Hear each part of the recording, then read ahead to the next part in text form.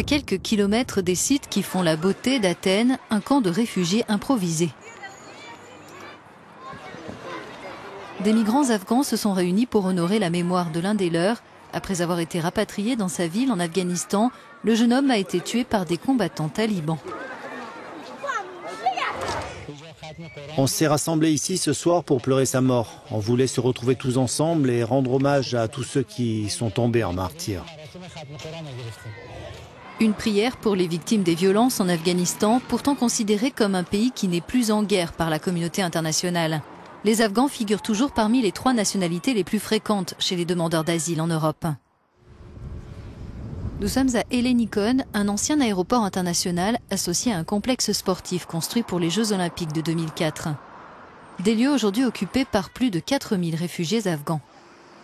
Ils ont très peu de perspectives d'avenir avec les règles européennes en matière d'asile, en dehors du rapatriement volontaire. Et depuis l'entrée en vigueur de l'accord entre l'Union européenne et Ankara, ils risquent d'être renvoyés en Turquie.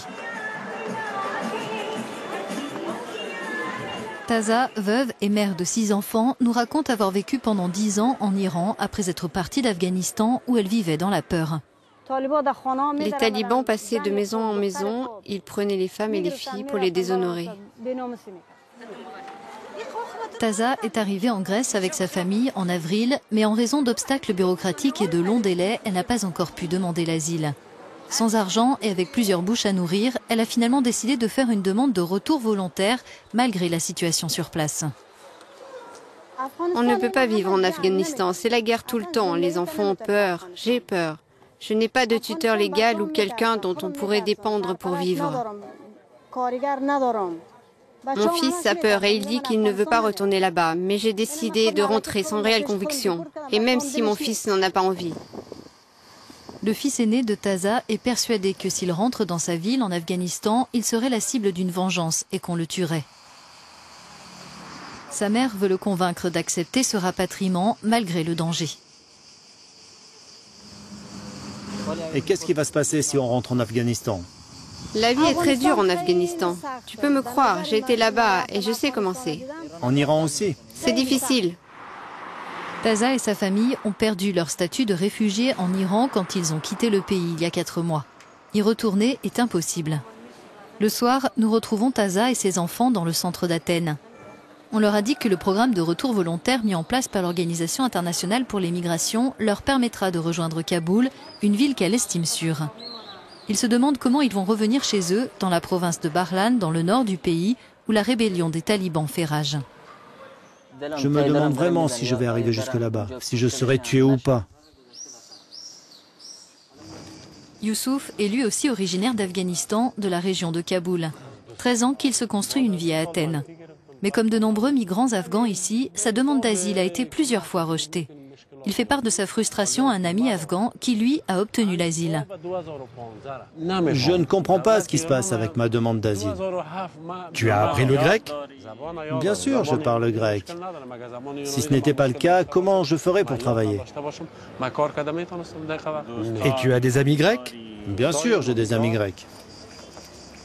Youssouf risque l'expulsion, une issue qu'il n'aurait pas pu envisager quand il a quitté son pays. C'était juste après le déploiement des forces de l'OTAN en 2003. À cette époque, vous savez combien de personnes ont été tuées? Je dirais qu'entre 70 et 71 000 personnes sont mortes pendant ces années-là. J'aimerais beaucoup avoir une famille parce que j'ai 42 ans.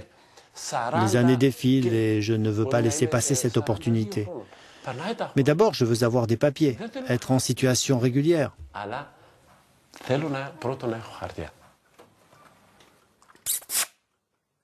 Allez, viens, Manouli. Viens. Youssouf devrait être prochainement fixé sur sa demande d'asile après un dernier recours. Il craint d'être obligé de rentrer dans un pays qui n'est plus le sien. Je ne peux absolument pas retourner en Afghanistan. Pourquoi? Parce que c'est l'anarchie totale là-bas. Les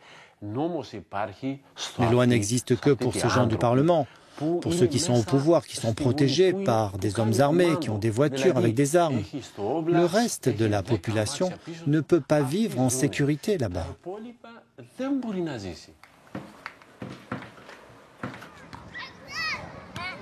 Ces réfugiés doivent-ils attendre une ouverture des frontières européennes? Une réponse positive la prochaine fois qu'ils demanderont l'asile? Faut-il qu'ils rentrent dans leur pays sans aucun soutien et après l'avoir quitté pendant une si longue période? Les autorités n'ayant pas de réponse à leur apporter, ils risquent bien de rester longtemps dans ces limbes grecques.